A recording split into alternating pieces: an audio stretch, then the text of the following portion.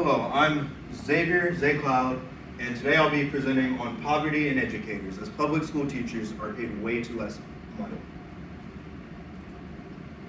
So, as you can see, there's all of these teachers out here protesting for higher pay, better benefits, and some of them just for school supply budgets even.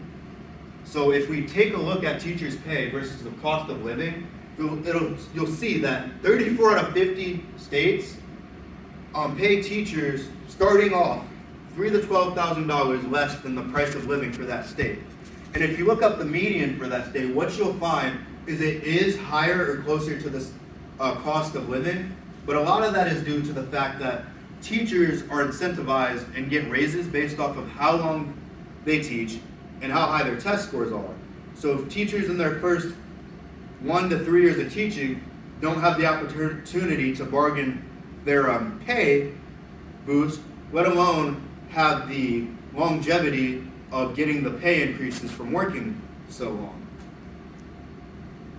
Another thing is you'll notice is that teachers, although they've gotten a 15.3% raise over the past 10 years, this being accredited to the National Education Association back in 2015, they've actually lost 3% of how much they were making back in 1995 compared to 2015 due to inflation. So although they've gotten a 15.3% raise, they are technically making less money when it comes to purchasing power. Now the turnover rate in lower numbers, the 20%.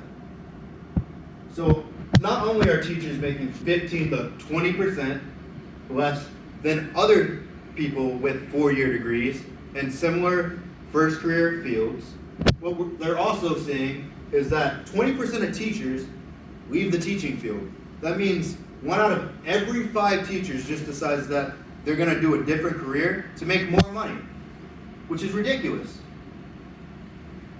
On average, it's believed that 90,000 teachers back in 2017 just stopped teaching in general.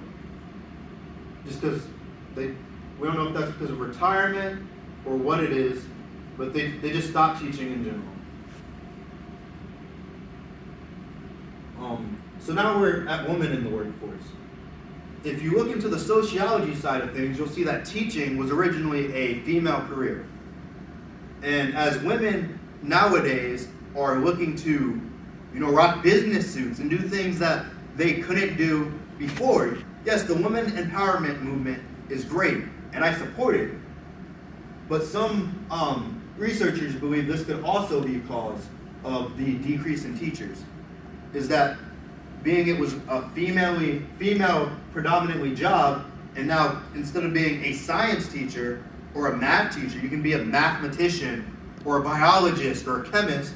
They're losing teachers due to the new broadness and acceptance of women in the workforce. To talk about men in teaching, we went from 2% back in 1994 to 19% in 2017, the teaching penalty. So this could be due to the fact that men who work with kids are seen as doing motherly duties that are nurturing, along with other things.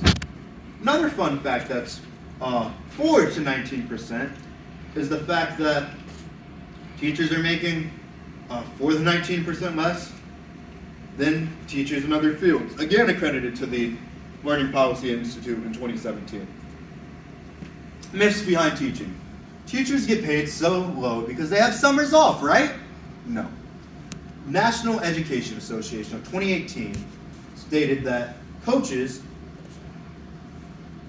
paired with teachers unions in 2019, make yes, they get paid $2,000 to $6,000 a year on an assistant coach budget. Now, if you go to a school that's really big for sports and they're the head coach, they'll probably make more money.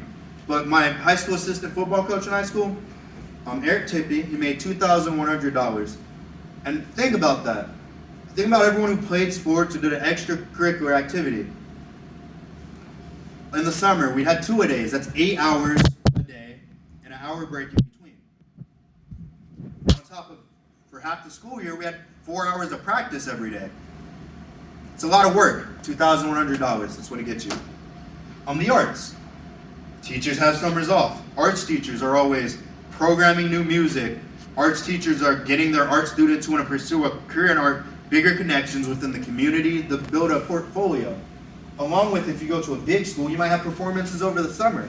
Music teachers also have to program concerts for the year, find new music, and some give lessons over the year, over the summer for free for students who go to the school. So as you can see, they don't really have summers off. Along with furthering their education, as most schools who hire teachers with a bachelor's degree want them to eventually get their master's degree. You gotta get recertified on occasions, so you're always practicing for recertification, along with summer school, which you are paid a little bit for, but not nearly as much as you are during the school year. Another myth, you is broke, you is tired, you is a teacher.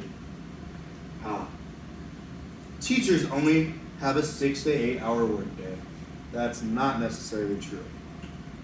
What you'll see is that they're not always paid for their work outside of their 7 to 3 o'clock work schedule, or 6 to 8, 4, whatever they're working.